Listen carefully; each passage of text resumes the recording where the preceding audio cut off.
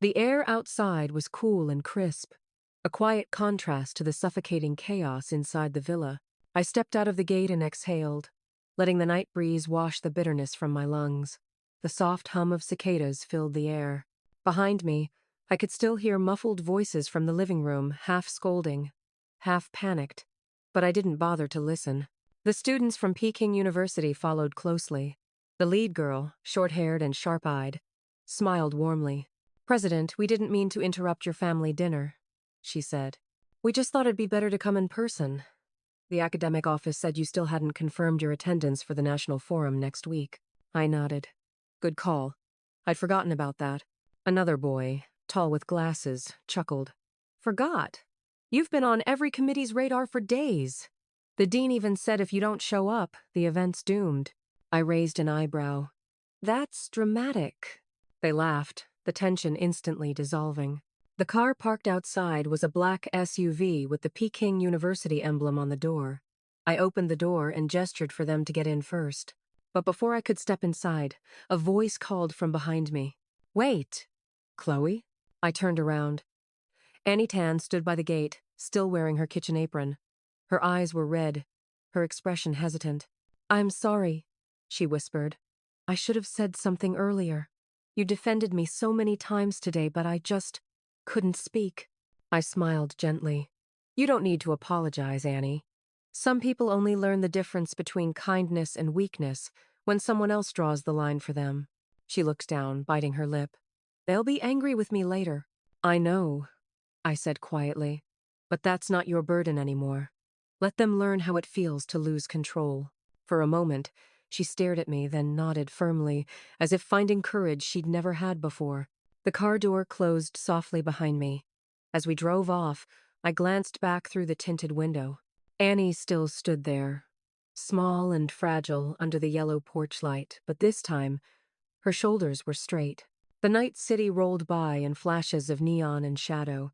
City S looked the same as it always did, glamorous on the outside, hollow within. The short-haired girl, Maya Lin, leaned forward from the passenger seat. "President, everyone at school's been dying to know what's your major again. Political science, right?" "International relations," I corrected, "with a side project on public leadership." "That explains everything," Maya said, grinning. "You just dismantled a whole family dinner like it was a debate final." The others burst out laughing. Even I couldn't help smiling. Was it that obvious? The tall boy, Ryan Joe, head of the academic committee, smirked. "You turned emotional manipulation into an art form. Half the table confessed before you even raised your voice." "Not bad for an introvert," I said dryly. They laughed again.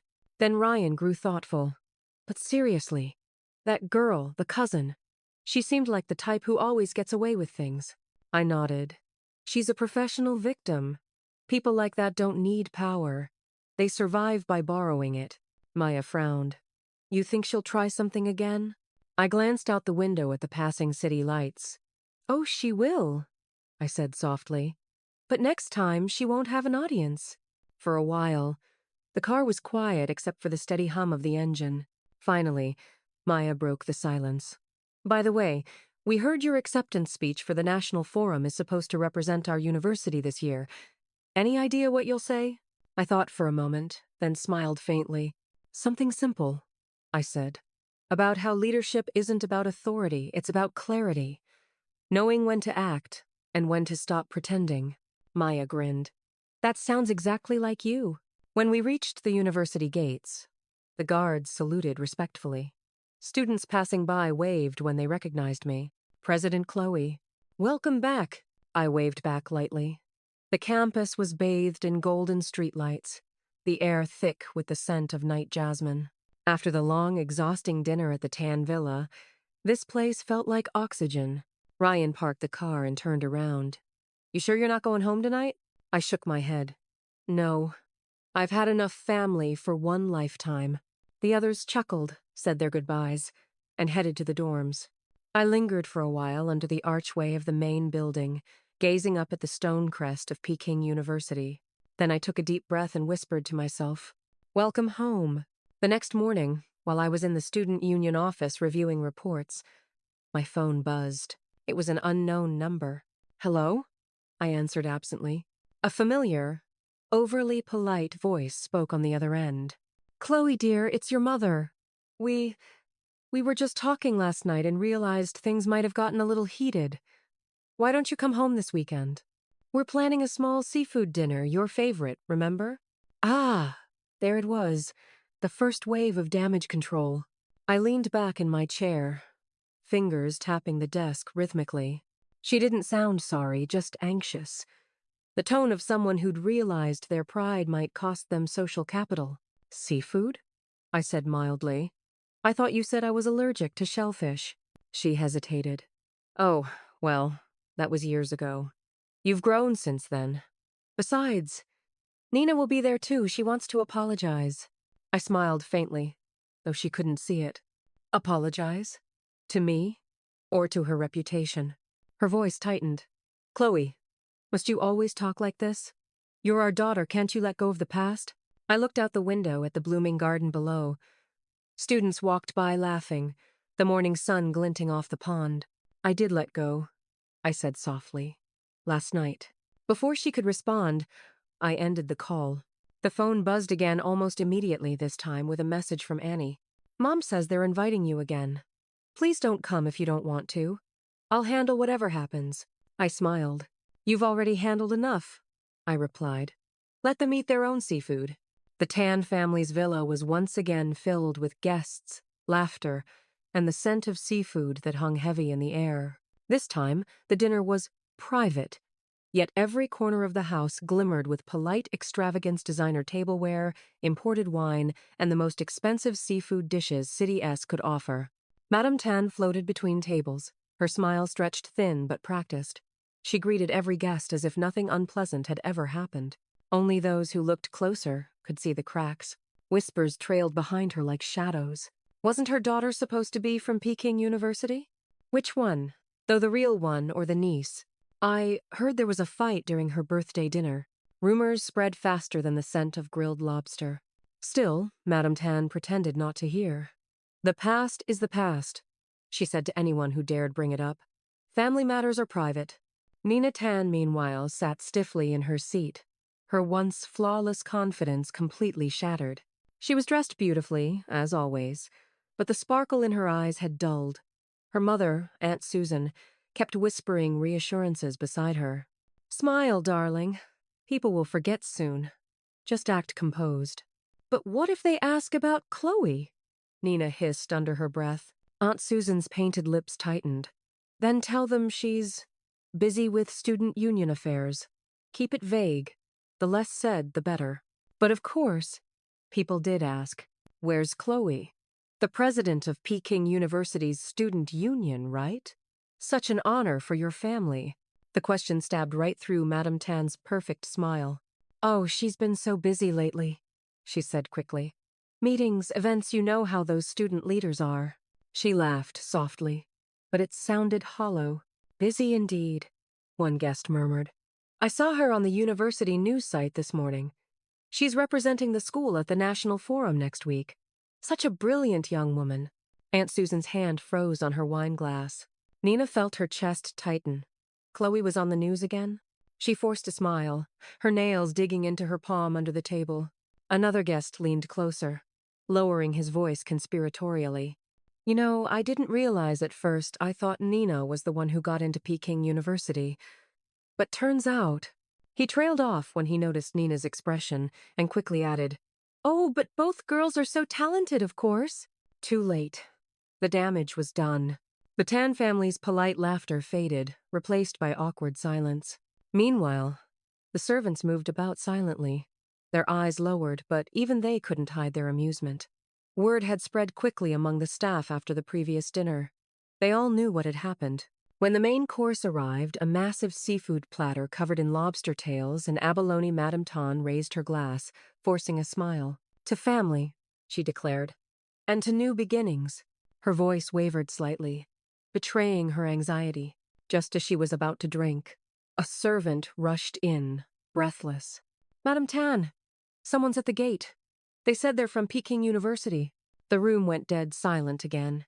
For a split second, Madame Tan's face lit up until she noticed the uncertainty in the servant's tone. From Peking University? She repeated cautiously. Who is it? The servant hesitated. They said they're here on behalf of the student union, delivering documents for Miss Chloe Tan. A cold hush swept through the room. The guests exchanged glances. Madame Tan's smile froze on her lips. She doesn't live here anymore, she said sharply. You can leave the documents. The servant nodded, bowed, and left to handle the visitors. But the whispers had already started again. So Chloe doesn't live here? That's strange. Her mother's acting like she doesn't even know her own daughter. Maybe they had a falling out. Madame Tan clenched her wine glass so tightly that her knuckles turned white. Across the table, Nina forced a laugh that sounded more like a cough. She's always been independent, she said quickly. Chloe doesn't like to bother the family. Really? One of the uncles asked. I saw a clip of her speech last year. Didn't she mention being grateful to her adoptive parents? Not her birth family? The words hit like a hammer. Madame Tan's hand trembled. The wine glass slipped from her grasp and shattered against the marble floor. Red liquid spreading like blood across the tiles. Everyone froze. Aunt Susan hurried to clean up, whispering urgently, Sister-in-law, calm down, please. But the damage was done again. One by one, the guests began to make polite excuses and leave. Oh, it's getting late. I just remembered I have a meeting tomorrow. Wonderful dinner, as always. In less than 10 minutes, the grand seafood banquet had emptied, leaving only the clinking of cutlery and the faint smell of fish. When the door finally shut behind the last guest, Madame Tan collapsed into her chair, covering her face with trembling hands. She's destroying us, she whispered. That girl is destroying everything. Aunt Susan frowned. You mean Chloe? Yes. Ever since she came back, nothing's gone right. Our reputation, our peace, everything's falling apart. Nina looked up suddenly, eyes blazing. Then let's make her pay. Her tone was sharp, nothing like the soft, delicate act she used in front of others. Aunt Susan hesitated. Nina, don't.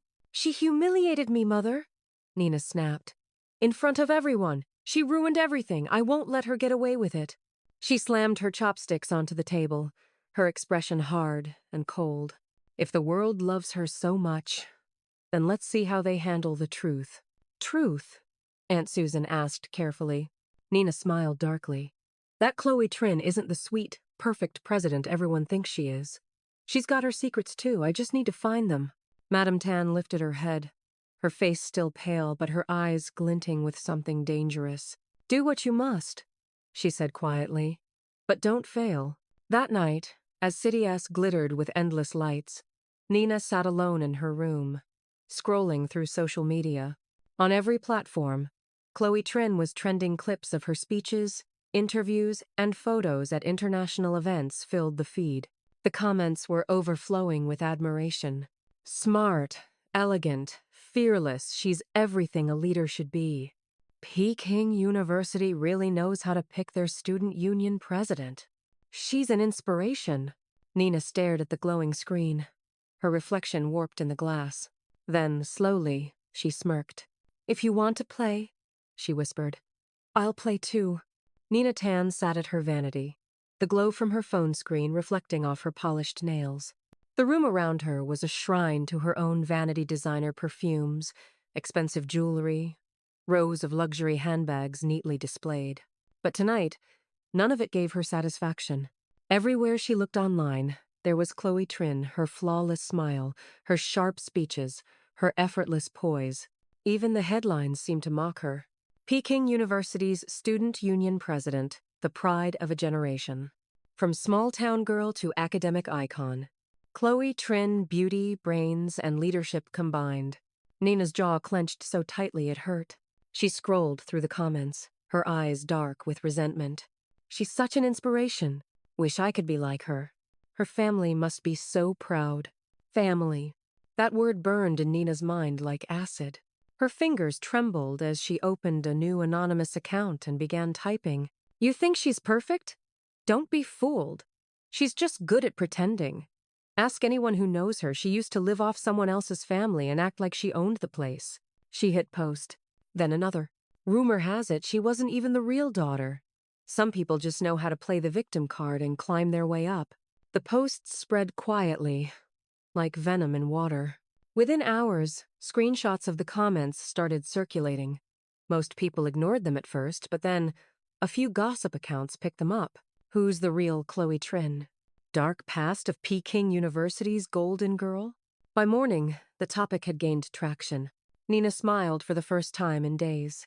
She leaned back in her chair, watching the chaos unfold online, feeling the sweet rush of revenge. "Let's see how long your perfect image lasts," she whispered. Meanwhile, at Peking University, Chloe sat in the student union office, sipping black coffee while reviewing event proposals.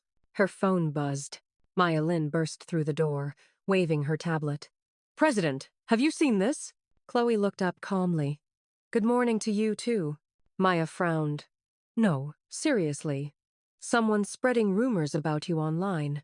They're saying you weren't really from an academic family, that you used to pretend to be someone else." Chloe raised an eyebrow. "Oh? Sounds creative." Maya gaped. "You're not angry?" Chloe shrugged lightly. "People only throw stones at things that shine. It's part of the job." "But it's going viral," Maya insisted. "There's even a gossip blogger talking about it. We should issue a statement or something." Chloe set her coffee cup down, eyes thoughtful. "No, not yet. Let's see who benefits first." Maya blinked. "You think it's someone you know?" Chloe smiled faintly. "I think it's someone who thinks I still care about what they think." 2 days later, Chloe received an invitation from the National Youth Forum, confirming her role as keynote speaker. The same forum that half the country's universities watched live every year. She accepted without hesitation. When the event began, the hall was filled with journalists, students, and academic leaders from all over the nation. The moderator introduced her with a flourish. "Please welcome the president of Peking University's student union, Miss Chloe Trin." Applause thundered. Chloe walked on stage, poised and serene. Her black suit was perfectly tailored, her expression calm but commanding. "Good afternoon," she began, her voice clear and steady. "Today, I want to talk about leadership and truth." The room quieted instantly. Some people think truth is what others say about you, that it's the stories written in comments, rumors, or headlines. But truth isn't a popularity contest. It's not a mask you wear, and it's not a weapon you use to hurt others. Truth, she paused, is what remains when every lie falls apart. The audience sat in rapt silence. Behind the stage, the live stream chat exploded. "She's talking about the rumors." "She's so composed, not even defensive." Queen behavior. Chloe continued, her tone calm but razor sharp. "Sometimes people will try to bury you in dirt, but they forget you're a seed." Applause erupted across the hall. In one of the front rows, several journalists exchanged glances and began quietly deleting their pre-written scandal drafts. By the time she stepped off stage, the tide online had completely turned. The same accounts that had shared the rumors now posted glowing praise. She handled the attacks with class and intelligence. That's how a real leader responds. Respect. As for Nina, she watched the live stream from her room, the color draining from her face. Her hands trembled as she scrolled through the comment section. Every post she had made from her fake account was now being dissected by digital investigators. They traced the IP address back to a location, the Tan family's villa.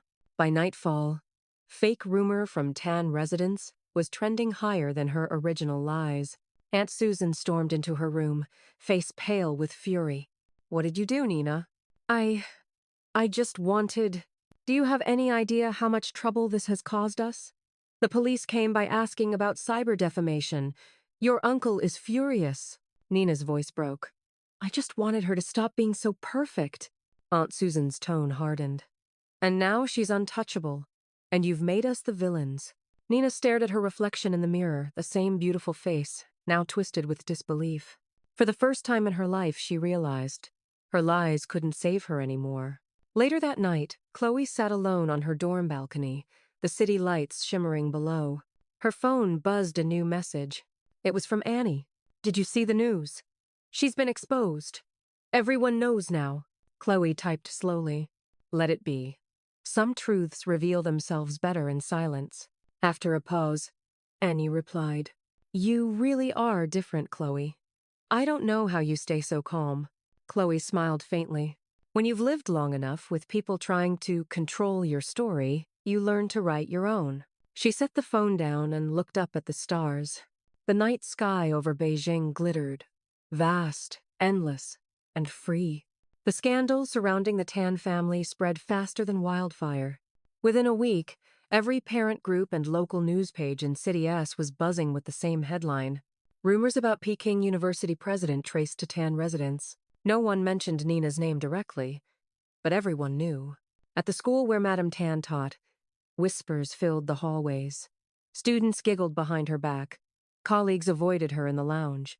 "She's the one whose daughter tried to slander the university president, right? I thought she was the respectable type."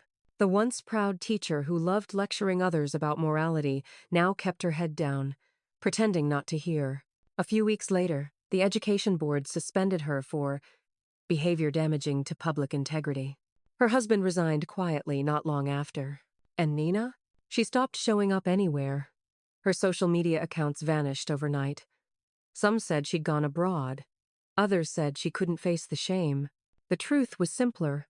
She was still in City S, just living in the shadows.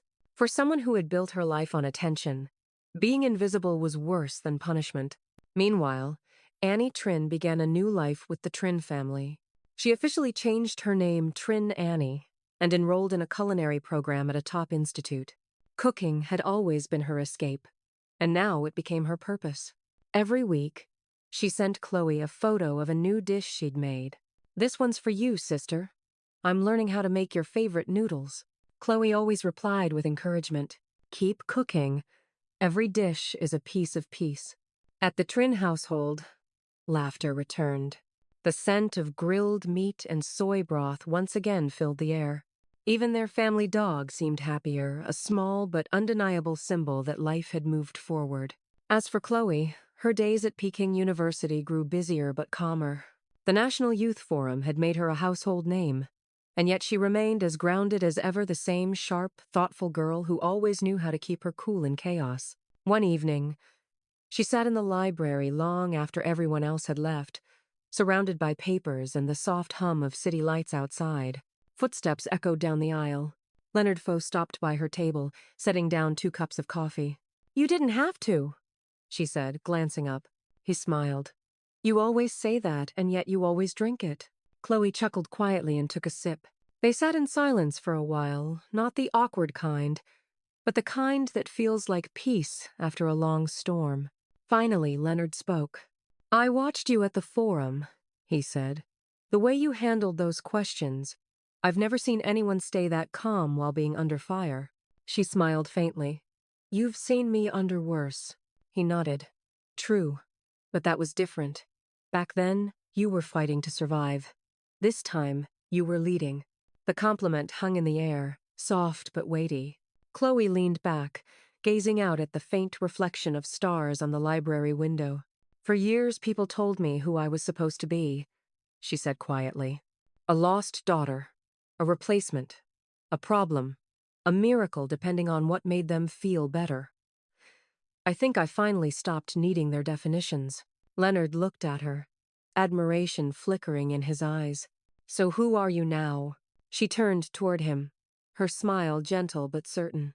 "Someone who finally gets to choose." He grinned. "That's the version I like best." Their laughter echoed softly in the still library. A few months later, Chloe launched a new project under her YouTube channel, Usebrain Audio Blending, Storytelling, Education, and Mental Wellness.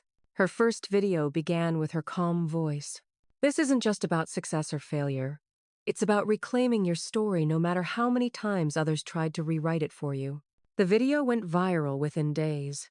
Students, professionals, even parents left comments thanking her for her words. Annie appeared in one episode, teaching a simple noodle dish that symbolized forgiveness. It became one of the channel's most popular uploads. Together, the 2 sisters, one born into chaos, the other into loss, built something lasting and real. Back in City S, the old Tan residence stood quiet. The garden was overgrown, the once shiny black gate rusting at the edges. The neighbors still whispered about the family who, lost everything but never learned anything. But no one inside seemed to listen anymore. In the end, power, pride, and pretense had all crumbled, leaving nothing but silence. Some evenings, when the wind swept across the university courtyard, Chloe would pause by the stone steps, listening to the faint hum of the city. She would think of the past not with bitterness, but with calm acknowledgement, because everything she had endured, every humiliation, every betrayal had led her here. And now, finally, she was free. The end. Translated and adapted version for the Usebrain audio channel, full English rendering with all names, places, and currency localized.